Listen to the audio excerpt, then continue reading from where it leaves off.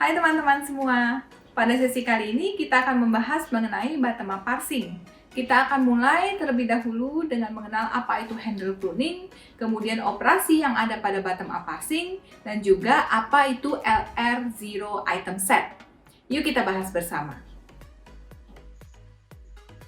Di akhir dari sesi, diharapkan teman-teman nanti bisa mengerti bagaimana cara memproduksi item set. Review sedikit mengenai bottom-up parsing.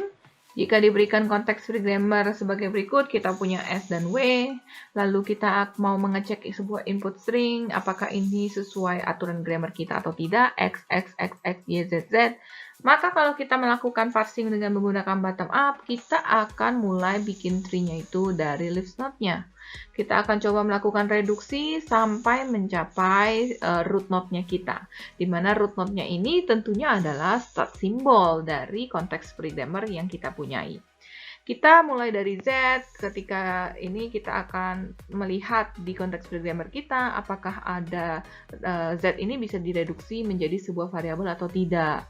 Jika tidak, maka akan pindah lagi ke kiri, pindah lagi. Contoh di sini Y akan direduksi menjadi S dan Z ini akan direduksi menjadi W, kemudian ada X, W direduksi jadi S lagi, lalu di sini S akan direduksi dengan Z-nya menjadi W, dan terakhir mencapai si S-nya. Di dalam bottom-up parsing, selama proses pembacaan dari kiri ke kanan sebuah input string itu, maka kita akan menggunakan rightmost derivation, tapi kebalikannya. Kebalikan di sini dalam arti bukan derivation, tapi adalah reduction atau reduksi.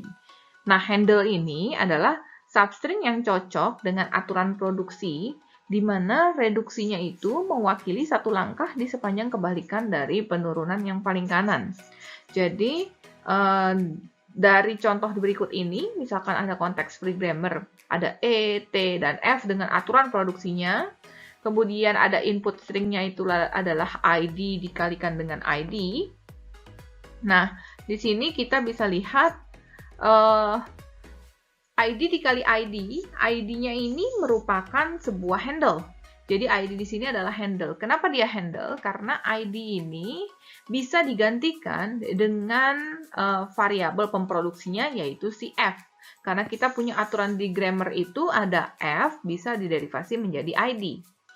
Nah, ketika kita sudah gantikan, contoh di sini ya, kita sudah ganti jadi F, maka kita akan punya kali ID kan ya, F kali ID. Nah, si F ini juga merupakan sebuah handle. Nah, kenapa F merupakan sebuah handle? Karena F ini ternyata juga bisa digantikan dengan variabel pemproduksi yaitu si T-nya. Jadi kita punya aturan produksi di sini yaitu T bisa derivasi menjadi F. F ini menjadi handle karena dia bisa direduksi menjadi si T-nya. Nah, kemudian berikutnya lagi di sini kita punya T dikali ID, ya kan? Kemudian apakah T di sini merupakan handle? Padahal kita kan punya aturan E itu bisa diproduksi menjadi T yang di sini. Nah, T ini kita tidak katakan sebagai handle di dalam kasus input ID dikali ID. Nah, kenapa T ini bukan handle? Karena jika kita merubah si T ini menjadi E, direduksi menjadi E, maka kita akan punya hasilnya adalah E dikali ID. Nantinya kita akan merubah misalkan ID direduksi menjadi F, lalu kita akan punya E dikali F. Nah, kita tidak akan bisa mencapai ini grammar E kali F. Karena memang tidak ada di aturan produksinya grammar E kali F. Adanya adalah T kali F. Sehingga T yang di sini tuh bukan merupakan sebuah handle, gitu. Nah, berarti di sini yang handle apa? Yang handle adalah si ID. ID kita ubah dulu menjadi si F, kemudian kita akan memiliki T kali F sekarang.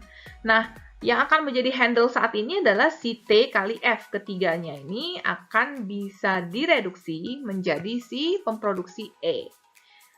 Seperti itu kira-kira. Jadi handle itu kita mesti tahu yang mana yang merupakan handle. Handle bisa kita reduksi sehingga proses reduksinya itu nanti akan mencapai sampai start simbolnya kita. Kita tidak bisa langsung bilang bahwa si T misalkan tadi adalah sebuah handle karena bisa direduksi menjadi E. Kayak gitu. Operasi yang ada pada bottom up parsing itu ada 3, yaitu shift, reduce, sama accept. Shift itu kita lihat di sini.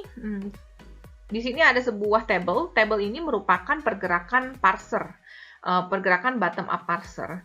Nah, mirip dengan si top down parsing bahwa kita akan menggunakan implementasi dari stack. Nah, cuma kita lihat dulu bagian aksinya. Aksi di sini adalah kita memiliki shift, artinya kita hanya push input tersebut ke dalam stack kita. Kemudian kita juga punya aksi yaitu reduksi. Reduksi itu yang tadi ketika kita sudah menemukan handle yang tepat itu yang mana untuk dilakukan reduksi.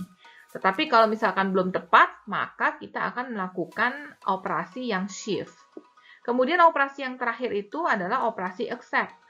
Accept ini terjadi jika kita berhasil mencapai sel accept di dalam parsing table-nya kita nanti.